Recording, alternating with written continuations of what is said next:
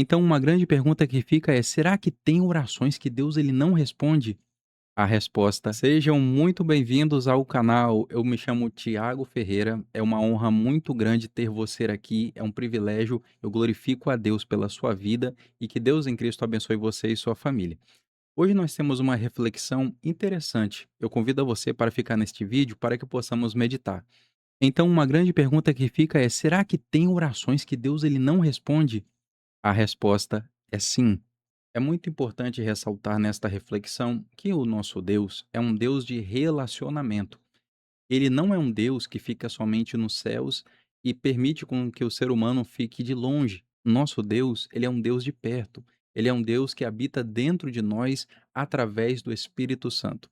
Isto implica dizer que o Senhor, ele nos conhece mais do que nós mesmos. A Bíblia nos diz que antes de nós abrirmos a nossa boca para pronunciar qualquer palavra ou nós pensarmos qualquer coisa, o Senhor, ele já sonda e ele já conhece o nosso interior. Então iremos falar de 3 orações que Deus não responde. A primeira é porque pedimos mal. Em Tiago, capítulo de número 4, no verso de número 3, diz assim: Pedis e não recebeis, porque pedis mal, para o gastardes em vossos próprios deleites.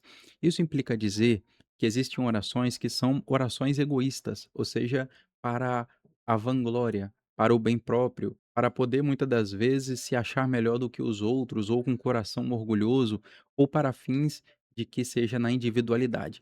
Permita-me dizer que a oração que Deus se agrada é aquela oração que nós pensamos no próximo, que a partir de nossas vidas, o próximo ele possa ser abençoado. Lembremos da oração de Salomão, ao qual ele não pediu riquezas, ele não pediu a cabeça de seus inimigos, mas o que ele pediu foi sabedoria para guiar o povo.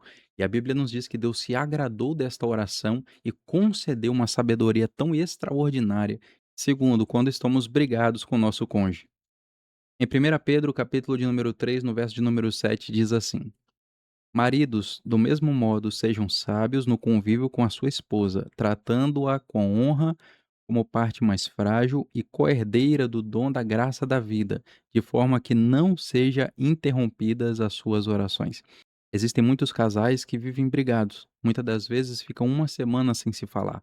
O pior de todas as coisas é a interrupção da oração. O Senhor, ele não pode responder uma oração quando há uma casa dividida, uma casa que está em briga, uma casa que está em litígio. A Bíblia nos diz que somos uma só carne, né? O homem deixará o seu pai e sua mãe, unir-se à sua mulher e ambos serão uma só carne. Então, se a carne está sofrendo, os dois sofrem. Se os dois estão alegres, há felicidade mútua. Da mesma sorte, se houver briga, o Senhor, ele não responde à oração. O terceiro é a falta de perdão. Em Mateus capítulo de número 6, no verso de número 12, nos diz assim: Perdoa-nos as nossas ofensas, assim como nós perdoamos aqueles que nos têm ofendido.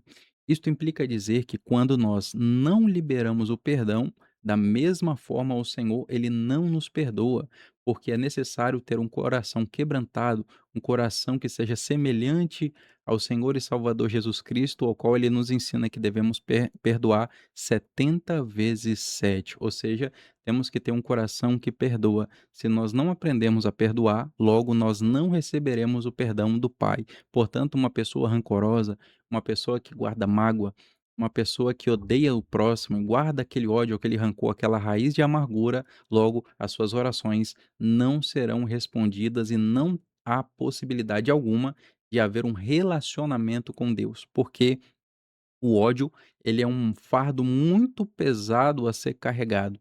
E Deus ele não pode operar aonde há mágoa, aonde há ódio, aonde há rancor, aonde as obras da carne prevalecem sobre uma vida. Muito obrigado por assistir esse vídeo.